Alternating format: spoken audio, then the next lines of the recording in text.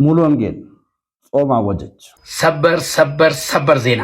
ዛሬ እንግዲህ የሙሉ ወንጌል ቤተክርስቲያን እንደምታዩት ፓስተሩ ኦርቶዶክስን እየሰበከ ነው። እኔ ኦርቶዶክስ ነበር እና ኦርቶዶክስ ለት ቀላል ዲያቆን ሆኜ ቀድሻለሁ። ደሃ ሌባ ነው። ሌባ የሚበዛበት የት ነው? ደሃ ሰፈር። ስርቆት የሚበዛው የት ነው? ደሃ ሰፈር። የተወዳችሁ የሰዎቻችን ውድ ኦርቶዶክሳውያን እንዴት አላችሁ? እንዴት ቆያችሁ? እንዴት ሰነበታችሁ? መረጃው ለመላው ዓለም እንዲዳረስ ላይክ ማድረግ፣ ሼር ማድረግ እና ማዳረስ እንዳይዘነጋ እያልኩኝ በቀጥታ ወደ መረጃዎቻችን አመራለሁ።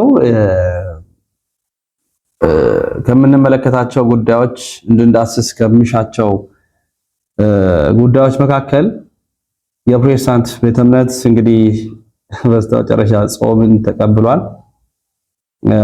ጾመናል፣ ጾም አያስፈልግም፣ አንድ ኢየሱስ ጾሞልኛል ምናምን የሚለው አስተምሮ አሁን ወድቋል ማለት ነው።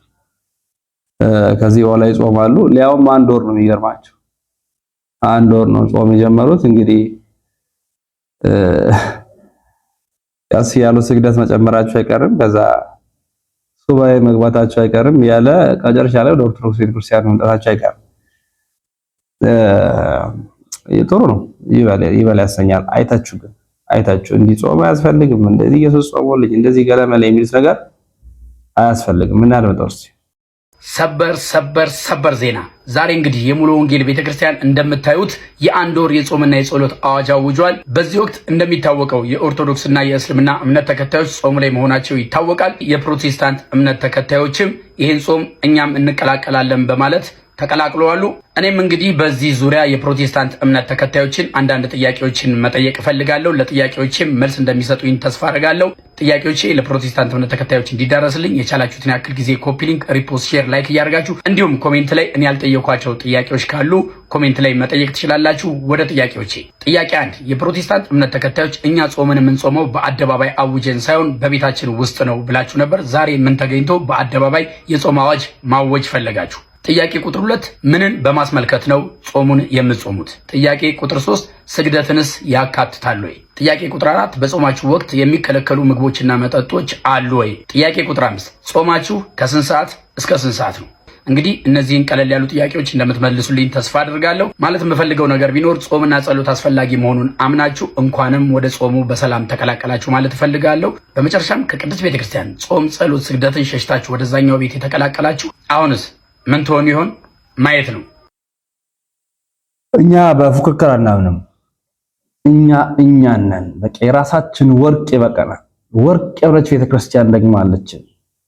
በጊዜያት ሂደት ውስጥ የማትሸረሸር፣ በዘመናት ማንነት ውስጥ የማትለዋወጥ፣ በሆነ ጊዜ ህግ ተደንግጎባት በሆነ ጊዜ ህግ የሚሻርባት ያልሆነች ቤተክርስቲያን ኑና እንዲያድርጉ እንዲያስብናል እንዲወስነናል እየተባለ በየጊዜያቱ የሚቀያየር ማንነት የሌላት አንዴ ስለሁል ጊዜ ሐዋርያት ያጸናት ሐዋርያዊ ትውፊት፣ ሐዋርያዊ ቀኖና፣ ሐዋርያዊ ህግ፣ ሐዋርያዊ የሆነ መሰረትነት ያላት አንዲት ቢሆነች በወርቅም ቢሰራ በጭቃም ቢሰራ ከተማም ቢኖር ገጠር ሰው በብዛት ያለበት አንድ እንኳን ሰው ያለበት ቦታ ብቻ ቢሆን አንዲት የሆነችቷ ኩላዊት ሁሉ የሆነችቷ ቤተክርስቲያን ንጽሕት የሆነችቷ ቤተክርስቲያን 7 የአዋጅ አጽዋማትን አውጃ ህዝበ ክርስቲያኑ ያንን እያሰበ ይጾማል፣ ይጸልያል። ስለ ዓለም ስለ ሀገር ጸሎት ይደረጋል፣ ይሰገዳል። ይህ ሁሉን ተቀብላና ዘመናትን ያስቀጠለችቷ ይቺን ቤተክርስቲያን እነሆ የሚቃረኑት አካላት ከሰሞኑ ብቅ ብለው ለአንድ ወር ይጾም ብለዋል። ያሉበትንም የራሳቸውን ምክንያቶች ደርድረዋል። ከዚህ አንፃር ከዚህ ምናምን ብለዋል። ይበል ያሰኛል። ቢያንስ ሲጾሙ እንደው ወደ ነፍሳቸው መጡና ኦርቶዶክስ መናፍቅ ይጀምራሉ። ለምን? ቅዳሴ ያለበት ስጋ ወደሙ የሚሰጥበት የሚፈተትበት ሚስጢር የሚገለጥበት ቤት ስለሆነ ማለት ነው። እዚህ በጣም የሚያስጨንቅ ክስተት ነው። ወደ ቀጣይ ላምራና ኢየሱስን የሰበከው ዲያቆን ነኝ ያለ የሚፈክረው ፓስተር እኔ ኦርቶዶክስ ነበር እና ኦርቶዶክስ ለት ቀላል ዲያቆን ሆኜ ቀድሻለሁ። ከ6 ዓመት ጀምሮ እኔ ያን ፕራውድ አድርጎኝ አይደለም ባይዘው የምነግራችሁ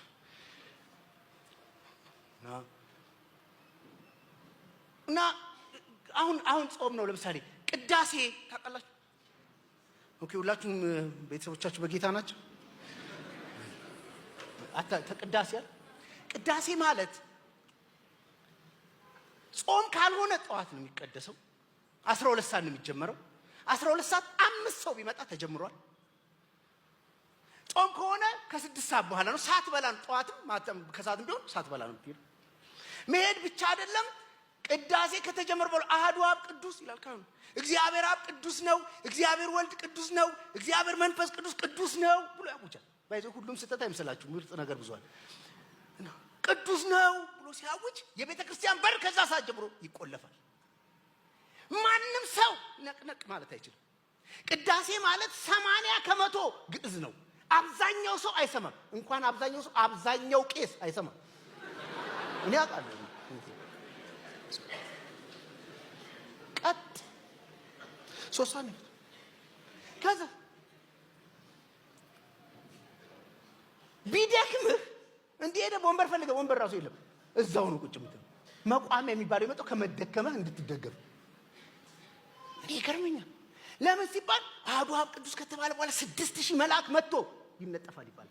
ከተንቀሳቀስክ የመልአክ ክንፍ ትረግጣለህ ይባላል። እኔ አንዳንድ ቀን ቸርች እንበላቸው እንዴ እላለሁ።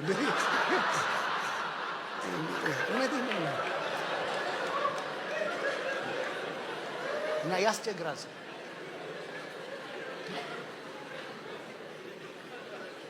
ነቅነቃትል ከዛ እቱ በሰላም ይላል። በሰላም ሂዱ ሲት ነው የምትሄደው። መጨረሻ ላይ ምን እንደተባለ ግን ፈሪሃ እግዚአብሔር አለ ተብሎ ተፈርቶ እኔ ጴንጤ ሰውን ግራ ከገባኝ ነገር አሉ። ጉባኤ ትመጣለህ። ከዛ የሚመች ሰባኪ ከሆነ ምናምን ትከታተል። ከዚህ ጋር ተነስቶ ቀዶ ሲሄድ ምንም አይመስለው አንዳንዱ። ዛሬ ነግራቸዋለሁ፣ ይሄ እግዚአብሔር ቤት ለምን አሜን አትል?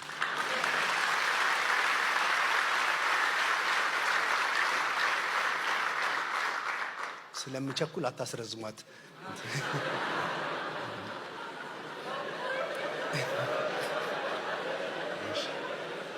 አሁንም ሰዓት እየገደላችሁ ነው።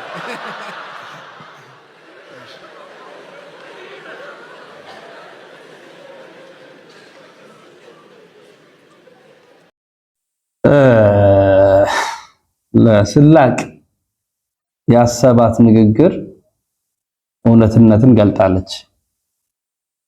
አሐዱ አብ ቅዱስ፣ አሐዱ ወልድ ቅዱስ፣ አሐዱ ውእቱ መንፈስ ቅዱስ። አንዱ አብ ቅዱስ ነው፣ አንዱ ወልድ ቅዱስ ነው፣ አንዱ መንፈስ ቅዱስ ቅዱስ ነው ብላ የምትጀምር ቤተክርስቲያን ናት። ቅዳሴ ክቡር ነው። ቅዳሴ ልዩ ነው። ክርስቶስ በአካል የሚገለጥበት፣ ክርስቶስ ራሱን የሚያሳይበት ነው። ቤተክርስቲያን በዚህ ጊዜ ይህ ሰዓት ምን ያህል የሚያስፈራ ነው፣ ይቺ ሰዓት ምን ያህል የምታስደነግጥ ናት፣ መንፈስ ቅዱስ ከላይ ከሰማያት የሚወርድባት እያለ ካህኑ ይጸልያል። እውነት ነው። በዚያ ጊዜ ንዑዳን ክቡራን የሆኑ ቅዱሳን መላእክት የሚገኙበት፣ እማምላክ ወላዲተ አምላክ የምትታደምበት፣ ቅዱሳን ጻድቃን በአጸደ ሥጋ ያሉ በአጸደ ነፍስ ያሉ የሚታደሙበት፣ ስውራን የሚገኙበት ይህች ልዩ ክብር የሚሰጥበት ሰዓት ነው ቅዳሴ። ምንም በዚህ ሰዓት እንቅስቃሴ በፍጹም ተመስጦ ውስጥ ሆነን ነው የምንጸልየው፣ የምናስቀድሰው፣ የምንጠይቀው፣ የምንለምነው። ቅዳሴ አሁን ትርጉም እንኳን አለ ምን እንደሚል ማለት በእንግሊዘኛ፣ በአማርኛ፣ በግዕዝም ስናቀው ምን ያህል እንደሚጣፍጥ፣ ምን ያህል እንደሚወደድ፣ ምን ያህል እንደሚደነቅ እንመለከተዋለን። እነዚህ እንደሚሉት አይደለም። ላሳያችሁ፣ ድሃን እንዴት እንደሚንቁ ላሳያችሁ። ሌባ የሚበዛበት የት ነው? ድሃ ሰፈር። ስርቆት የሚበዛው የት ነው? ድሃ ሰፈር። በሽታ የሚበዛው የት ነው? ድሃ ሰፈር። እንደ ድህነት ሰላም የሚነሳ ነገር የለም። ብዙ ሀብት ሲኖር ሰው ሰላሙን ይጠብቃል። ሰላም ለእናንተ ይሁን። ሰው በራሱ ሰርቶ እግዚአብሔር ደግሞ ባርኮት ሀብታም ቢሆን ምንም ችግር፣ ጤናማ ነው፣ ደስ ይላል፣ ጥሩ ነው። ግን እነዚህ ሰዎች በሚያስተምሩት ደረጃ ሀብት የምርም በዚህ ደረጃ አስፈላጊ ከሆነና ብዙ ሀብት ሲኖር ሰላም የሚያመጣ ከሆነ፣ ሀብት ሲጠፋ ደግሞ ሰላምን የሚያጠፋ ከሆነ የመጀመሪያው ሰው ሀብታም ሆኖ የሚያስተምረን ማን ነበረ? ራሱ መምህራችን ጌታ ኢየሱስ። ታዲያ ግን በወንጌል ላይ እንደምንመለከተው ይህ ነገር ለጌታ በጣም በተቃራኒ ነው የምናየው። ምን ማለት ነው? በማቴዎስ ወንጌል ምዕራፍ 8 ቁጥር 20 ላይ አንድ የምናስተውለው ወይም የምናየው ታሪክ አለ። አንድ ጻፊ ወደ ጌታ ይቀርብና እንደው መምህሩ አንተ ወደምትሄድበት ሁሉ ልከተልህ እወዳለሁ ይለዋል። ጌታ ኢየሱስ ግን መለስ አድርጎ እንዲህ አለው፣ ለቀበሮች ጉድጓድ አላቸው፣ ለሰማይም ወፎች መሳፈሪያ አላቸው፣ ለሰው ልጅ ግን ራሱን የሚያስጠጋበት እንኳ የለውም ይላል። ለሰው ልጅ ግን ራሱን የሚያስጠጋበት የለውም። የሁሉ ገዢ የሁሉ ባለቤት ጌታ ኢየሱስ በስጋ ተገልጦ በምድር ላይ ሲመላለስ መኖሪያ ቤት እንኳን የለውም። ስለዚህ በመጽሐፍ ቅዱሳችን ላይ ሀብታሙን ድሃውን ምናምን የሚባል ነገር የለም። እግዚአብሔር ከባረከና አስቀድሜ እንዳልኩ ይስተያዩ። ግን ድሃ ብትሆንም ግን ሰላምህ የሚወሰድ ድሃ ብንሆንም ሰላማችን የሚወሰድ ግን አይሆንም። ለምን? እኛ ሰላምን የምንጠብቀው ገና ከጅምሩ ከምድራዊ ሀብት አይደለም። ሰላምን የምንጠብቀው ሰላሜን እሰጣችኋለሁ ካለው ከጌታችን ኢየሱስ ነው። ስለዚህማ በድህነት ውስጥም በሀብት ውስጥም በመብላት በመጥገብ ውስጥም በመራብ ውስጥም ሆነን ሁልጊዜም ቢሆን ሰላማችን ክርስቶስ ነውና የሚለዋወጥ ሊሆን አይገባውም ማለት ነው። ስለዚህ የሰላም ምንጭ ብዙ ሀብት አይደለም። የሰላም ምንጭ ራሱ ባለቤቱ ጌታ ኢየሱስ ነው። የሰላም ጌታ ክርስቶስ ኢየሱስ ነው። ይልቁንም ግን ለሀብት ላይ በጣም በዚህ ኦብሰስድ ስንሆን ልባችን ሙሉ በሙሉ ምድራዊ ይሆናል። ልክ ጌታ ኢየሱስ እንደተናገሩ ነው በወንጌል ላይ መዝገባችሁ ባለበት በዚያ ልባችሁ ደግሞ ይኖራል ይላል። መዝገባችሁ ባለበት በዚያ ልክ እንዴት መሰላችሁ? ለምሳሌ የሆነ ወርቅ ነገር ጉድጓድ ውስጥ ሄዳችሁ ብትደብቁ፣ የሆነ ቦታ ብትደብቁ ወርቅ ከዛ በኋላ ሀሳባችሁ ሁሉ እዛ ወርቋ ጋር ነው፣ እዛች ቦታ ላይ ነው የሚሆነው። የሆነ ሰው አግኝቶት እንዳይወስደው ማለት ነው። ልክ እንደዚህ ሁሉ የምትሰሩት የሆነ ኦብሴሽን የሆነ ኦብሰስድ የምትሆኑት ኦብሰስድ ሆናችሁ በጣም አተኩራችሁ ልባችሁ ሁሉ እዚህ ምድራዊ ሀብቱ ላይ ቤቱ ላይ ምናምን ሲሆን በቃ ልባችሁ ሙሉ በሙሉ እዚሁ ምድር ላይ ይሆናል። ልባችሁ ወደ ላይ አይወጣም፣ ወደ ጌታ ኢየሱስ አይሄድም። ስሜታዊ ልትሆን ትችላለህ፣ ጌታ ምናምን ትችላለህ፣ ግን ልብህ ግን እስቲ የሆነ ማቴሪያሊስቲክ ሆኖ ይሄ ለማቴሪያሉ ነገር የተገዛ ትሆናለህ እና ይሄ ከክርስትና ፍጹም የራቀ ነው። ሰላማችን በክርስቶስ ነው። ሀብታም ብንሆንም ድሃ ብንሆንም ብንጠግብም ብንራብም ጌታችን ግን ሰላማችን ነው። ይቆያል። ምድራዊ ሀብትን መናፈቅ መጥፎ አይደለም። መጥፎ የሚሆነው እኛ ሀብትን ሽተን እኛ ወደ ሀብት ሰግተን የሀብት ማማ ላይ ደርሰን እታቻችን ያለውን ዝቅ ብለን መናቅ ስንጀምር፣ ስንሳደብ፣ ስናንቋሽሽ፣ ዝቅ ስናደርገው ያን ጊዜ ከፍተኛ ጥፋት እየሰራን ነው ማለት ነው። ለምን? እሱ በእኛ ሀብታም መሆን ሳይሆን እሱ በእኛ አንደበት መነገሩ መሰደቡ እግዚአብሔር እንዲያማረው ይጋብዛል። ለምን ፈጠርከኝ? በዚህ ሰው ልታሰድበኝ ነው? የእሱን የሀብት ማማ እያየው እንዳዝን እንዳለቅስ ነው? ለምን ሰው አደረግ ብለን እንድናማር እንድንሳደብ እግዚአብሔርን እንድንጠይቀው ያደርገናል። ስለዚህ እግዚአብሔር ምን አደረገ? ራሱ በሕይወት በዘመነ ስጋዌው አስተማረ፣ ገለጠ፣ ነገረን። የሀብት ችግር የለው፣ ግን እንደዚህ አይነት አስተምሮት ግን ከባድ ነው። ሌባ ከደሃ ሰፈር ነው ብሎ የሚያስብ አስተሳሰብ ያለበት ቦታ ምን አይነት መሪር እንደሆነ አስቡ። እና ለገንዘብ የተሰበሰበ ህብረተሰብ እስኪመስል እርግጥ እዛ ራስ የተገኘው አብዛኛው ያጣ ነው ወይም መካከለኛ ኑሮ የሚኖር አብዛኛው ከዛች እየጨለፈ የሚሰጠው ነው በቤቱ የሚሰደው እና አስተውሉ ነው። ወደ እፎይ እንምጣ እስቲ። እኔ የእፎይ ተማሪ ነኝ ይላል ዘመድኩን። አንተ እኮ ማትረባ ነህ፣ ደደብ ነህ፣ እናትህ አፈር ትብላ፣ እነዚህ ምናምን አንብብ። እሱ የተማርከው ነው። አንብብ የሚለውን አንብብ። ክርስቲያን አቅርብለት ልትገባ አይደለም? አዎ አንብብ። እነሱም አይቀሩ፣ እነሱ ተሰልፈው ነው የሚሄዱት። ደግሞ ይመጡና ይሰበሰቡና ሴቶቹን እንዳትሄዱ እዛ ሰውዬ እንዳትሄዱ። ሰው ደግሞ በተፈጥሮ የተከለከለውን ነገር ይወዳል።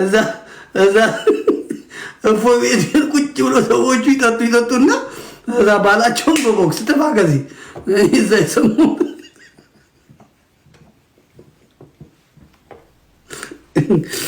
መቼም የሁላ ሰራዊት የዋሃቢ እስላም ሰራዊት ተሰልፎብን አንድ እግዚአብሔር ስራ መድኃኒዓለም ስራ አንድ የዚህ ቤተክርስቲያን አምላክ እኮ ይገርማል።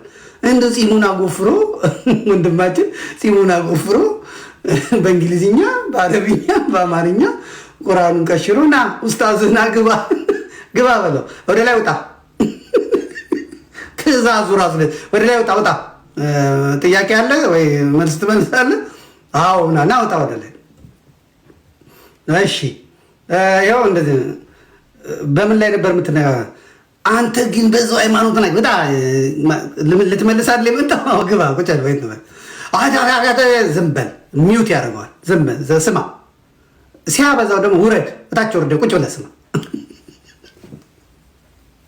እኔ የሚመስለኝ እሱ እንደዚህ ይቀመጥና እነሱ ይሰበሰባሉ፣ ሲያጠፉ ጆሯቸውን እንደ የኔታ ምዝልቅ ዝም በል ግጨን ተናግረን ቀጥል የሚል ነው ይመስለኝ። አንድ እፎይ በእውነት እፎይ አድርጓቸው መንዙማውን ላወጡበት እፎይ የሚሉትን አይደለም እፎይ የምትቆጣለ እፎይ የሚል መንዙማውን ላ ሰምቻለሁ። በእፎይ መንዙማውን ላ የሰሩለት በእውነት በጣም ጥሩ ነው። እዚህ ግን ለመናፍቃን መልስ የሚሰጡት ከዘማርያምና ማን ነው አንድ ልጅ ዘማርያምና ማን ነው ከሱ ውጭ ያላችሁት ብትደበቁ ጥሩ ነው። እነፈለገ እነማ ተደበቁ፣ ባልተዛሮች ተደበቁ። ግን ወንጌሉ የገባቸው ብሉያቱም ሐዲሳቱም የገባቸው የሊቃውንቱንም መጽሐፍ የሚያውቁ ከሆነ አይቀር እንግዲህ እነሱ ካሉ ቦታውን ለቃችሁላቸው እናንተ ብትማሩ ጥሩ ነው። የራሳችሁን የዩቲዩብ ግሩፕ ፈጥራችሁ አሰጣው ፈለገ አሰጣው አኬ ጨመቀው እንትና ቤት እንትን ተባለ። ይሄ ለእናንተ መዝሙረ ያሬድ መዝሙረ ያሬድ ክበሩልኝ። መዝሙረ ያሬድ ሚስቴን አፋታኝ። እንትና እፎይ ቤት ሰምቻለሁ። ሚስቴን አፋታኝ አሁን ደግሞ ሌላ ዘዴ አምጥቷል እፎይ። እሱን ነገር በደንብ ሂድበት።